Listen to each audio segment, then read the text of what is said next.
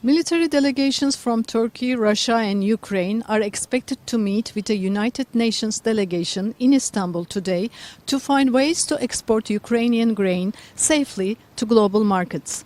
According to the Turkish Defense Ministry, the delegations will work on creating a safe corridor on the Black Sea to transfer grain from Ukrainian ports to international markets.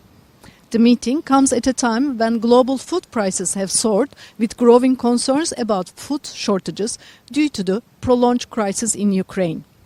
Press reports said if a deal is reached, over 20 million tons of agricultural products will be exported from Ukraine, the world's major grain supplier.